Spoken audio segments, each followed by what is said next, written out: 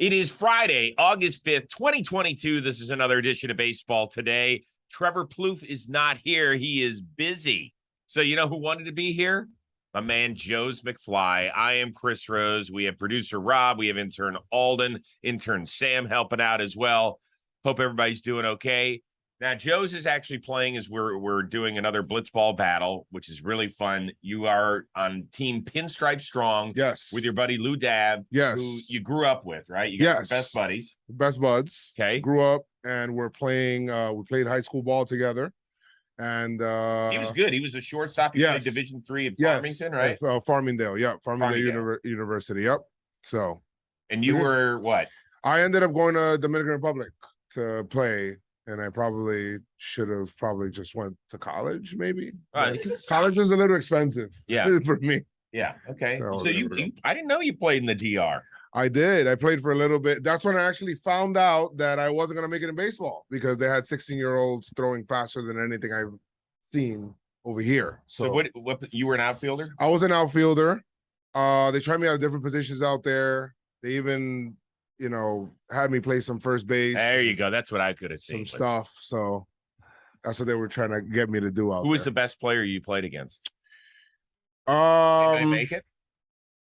The best player I played against, I didn't have it, not in that camp. I was like in San Pedro Macorís. They had like I guess the Cubs minor league complex. Mm-hmm. I didn't really play with somebody that made it to the majors. San Pedro de Macorís, that's where all the shortstops. That's where all the shortstop. That's where all the all the ball players, Soriano, Sosa, and Cano, so many others. Got it. All right. Well, we appreciate you hanging out here on Baseball Today. So let's get to it. Dodgers and Padres start a series up in LA. We know that the Dodgers have a very comfortable lead in the NL West, but how much stock should we put, at least for the Padres, in this matchup with their new look lineup and team? Well, I mean, Juan Soto is fitting in nicely. Mm-hmm. I think that this is kind of like a warning shot that you send them if you're the Padres, like, hey, we're here. I want you guys to feel us a little bit. So I think that's an important series. Juan Soto has transformed that lineup, in my opinion. They look so much better. How far is Tatis before he starts actually? Listen, that's an issue. And to me, it's why I would answer the question with this one doesn't matter much. They actually play 3 more times, believe it or not, in the month of September. I want to see Tatis play against the Dodgers. Yes. There's been times where he's hit really, really well against them. I still think if you ask the Dodgers, I think they'd say, hey, listen, we know Juan Soto's a great player. Like, no, there's not one person on that team who's going to be like, whatever. Yeah. Like, they understand that.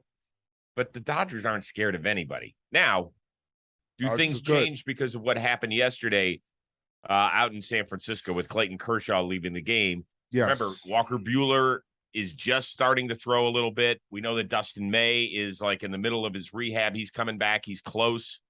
But with Kershaw, who's battled back problems 5 of the last 7 years, I can tell you as a guy with a bad back, it gets real tricky with him.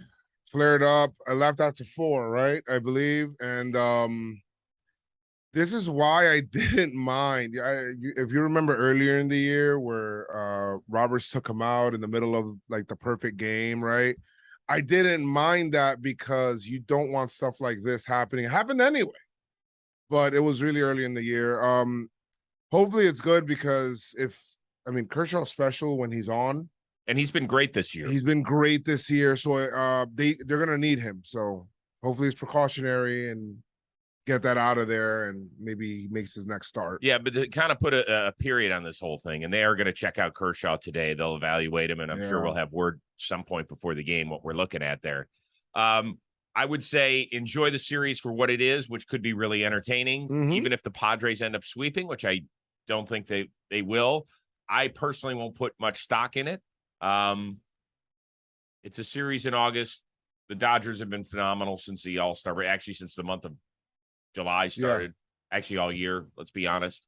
And the Padres are still trying to kind of feel their way and work their way past the Atlanta Braves and get that 4 seed so they can have that best of 3 series at Petco Park. I'm excited for San Diego fans, though. Totally. They were flocking to the ballpark. Oh, yeah. I mean, I seen like long lines trying to get in. So I love that. I love seeing that Me too. from like other teams as well. So it's awesome. Yeah, my oldest son actually works for Bally's. He's a production assistant on the Padres pre and post game show. Nice. He was working back in the office that day for Soto's first game, and he sent me a shot, and it just looked like a sea of humanity. I was like, That's great. is awesome.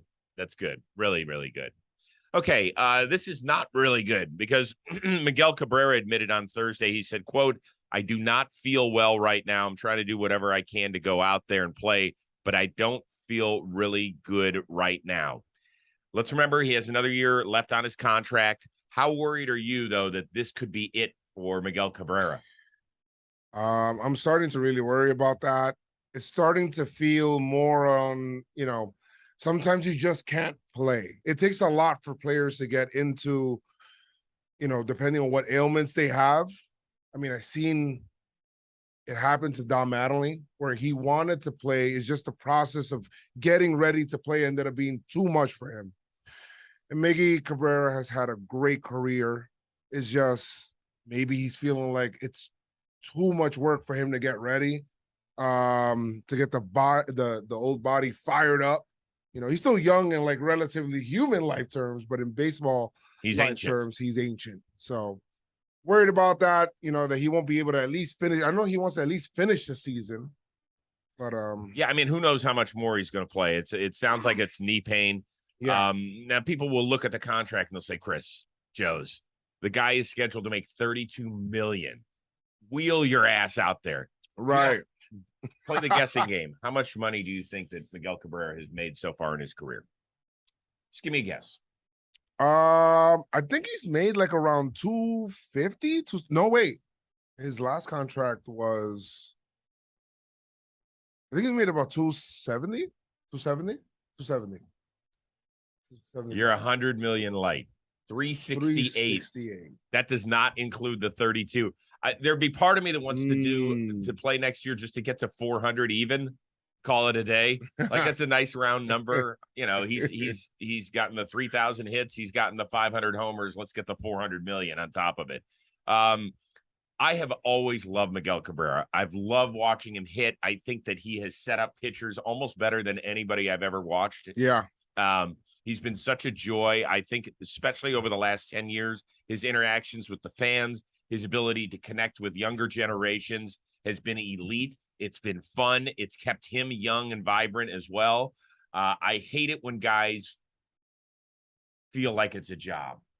Yeah, it shouldn't. It's a kid's game that you're just getting paid for. That's what it should feel like. And I'm sure the guys feel that way. It's just, there is a physical side of things. Totally. And by the way, I wouldn't begrudge a guy if he wants to play strictly for the money. Like if he says at the end of the day, shit, if they're going to pay me 32 mil, I'm going to, put some Band-Aids and wrap all over me and ice my knees and I'll get out there and I'll go play 90 games.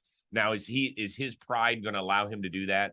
Because I think it's bothered him, even though he was put on the all-star team and he was hitting 300 for the first 3 months of the year. He was not driving the baseball. Correct. He became like a slappy hitter. And I don't think that that's the way he wants to go out either. He wants us to remember him as the dude who could drive the ball to all fields and scare the shit out of pitchers because, he would take a shitty swing early in the game intentionally so he could set the pitcher up for an at-bat later in the game. First time I ever seen a hitter do that was actually Manny Ramirez. Oh yeah, and he would do that a lot. Totally. And, but yeah, my best memories of him are probably his Triple Crown year, of course, and how great he was and how hard he was to pitch to. And I mean, he would take great pitchers deep. And if this is it, you've had a great career, but I hope it's not. Hopefully he could be able to find something in the tank. The only thing that I would hate if he did call it a career is that, I've enjoyed watching Pujols kind of get some accolades in these visiting ballparks in which he's playing for the last time, tipping his cap and that sort of stuff. Miguel Cabrera, I'll admit that I was like, what is he doing in the All-Star game? I mean, he's still going to play next year. Like, if you want to do this next year when you think he's done, great. But maybe this ended up being it, and so who knows? Let's move on. And the Brewers, they get swept in Pittsburgh. They fall back into a tie for first place with the St. Louis Cardinals. Now, this series loss in Pittsburgh included back-to-back walk-off losses. Is Milwaukee's bullpen struggle since the Hader trade just a coincidence or something else, Joez? I mean, and I get it. Devin Williams can close for you. He's had great numbers, and they've had other people there. But I think that there's also like a mental aspect to you taking out their closer, who was struggling a little bit. I get it. Hader was struggling a little bit. Yeah, he had a bad July, but he's still Hader. Yep. You know, when you take that guy out, and now somebody else has to step up into the role, even though they've been pitching well, now everybody has to move up a step. So it's just maybe, I don't think it's something to worry about yet. I think it's just like maybe they have to get acclimated to their new roles, and everybody now has a new role because the top guy's gone. Right. So let's see with that. Milwaukee's a good team. Milwaukee's a really good team. You know, it's just they just have to keep fighting there. I mean, it sucks to lose to Pittsburgh and get swept, though. It's not good. So no, and they had multiple run leads in all 3 games, and they ended up losing them all. We played the soundbite with Devin Williams the other day where he was asked about his reaction for the Josh Hader trade, and he looked as despondent as I have ever seen an athlete. He didn't get it. He said, "I like to win. There are some things you don't understand." I do think that this is where Craig Counsell's leadership comes in. And, we look at Counsell, and he's a soft-spoken dude, but he spent more than 15 years in the big leagues. He's been a world champion as a player. He is from Milwaukee. He understands how important this is to that community up there. It wouldn't surprise me if he kind of brings those guys together, whether it's today, tomorrow, at some point over the weekend, says, guys, listen, channel your anger and use it out on the field. Yes. Like, let's get going. We know we're a good ball team. We understand that we've got new guys in this clubhouse. They're here to help us win. Let's go. I mean, let's not act like little petulant children. Let's move forward. With all that being said, it's not a coincidence of what has happened. I actually joked the other day that when I heard that soundbite from Devin Williams, I told Plouffe, I said, watch, the next time he comes out, he's going to give up a home run or something. Sure enough, Brian Reynolds clicks him. It was the first run he had allowed since like May 10th. And everybody's like, Rose, what are you doing? I was like, listen, it wasn't my fault. I was just kind of joking. You jinxed it. Yeah, and shit came true. Now look at their schedule, by the way. Cincy next. Coming up in Cincinnati, people reminded me in the comments section that since their disastrous, whatever it was, like 2-22 start or 3-22 start, they've actually played 500 balls, so they're no joke anymore. Then Tampa Bay, then they're at St. Louis, then the Dodgers come to town. They're going to have a tough couple of weeks. You don't have time to wallow in your sorrows. Let's get your shit together and play baseball. Yes, that's it. Baseball schedule just keeps on rolling. Oh, you ain't kidding. So it just keeps going. So you just got to get over it. It is what it is. There's nothing you can do about it now. Trade deadline's done. This is the team that you're going to go with. Unless people start adding people through DFA, but those guys are getting DFA'd for a reason, right? All right. So a couple of playoff teams from a year ago, the Giants and the Red Sox, pardon me. Yeah. Their managers, Gabe Kapler, Alex Cora, both ejected yesterday in losses. Both sit at under 500. Which team to you is more of a disappointment? I would say the Giants, because the Red Sox were ravaged with injuries, and losing Chris Sale again, and that's a big blow. Huge. And then they lost Nate Eovaldi for a long time, and they're in the toughest division in baseball. So the fact that they had to fall back, it's I mean, look at the Orioles, which great story. Great story. Feel bad for them that they traded away so many people. I wanted them to kind of stand pat. But they haven't lost, I think, since then. Well, yeah, that's maybe another team. So I look at it as like the Giants to me. I thought that they would maybe keep up with them a little bit more, and a lot of the little things that they were doing well last year, they're not doing this year. They're not defending well. They're getting injuries. It's I'm more disappointed in the Giants than anything else. See, and people who listen to this show know that I kept kind of pushing off the Giants a season ago as, the cute little squad. Right. And then after about 4 months, I was like, I guess they're really good.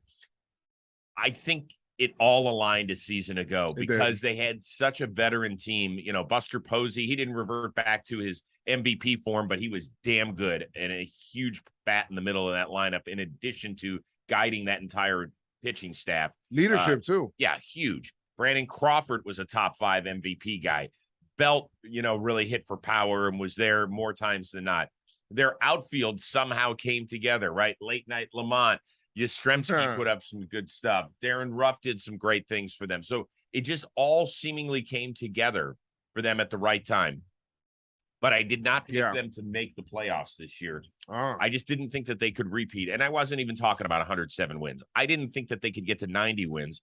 I'm not so sure they'll get to 82 wins this year. Ooh. So I just didn't see it with them. When you have that many older players, you're asking for a lot of things, not only productivity, but health. And those are 2 things they have not had this year. They should have sold. They should have sold at the deadline. Yeah, I mean, I'm with you. I think they could have gotten more. Why they held on to Rodon for the comp pick, I don't know. Whatever.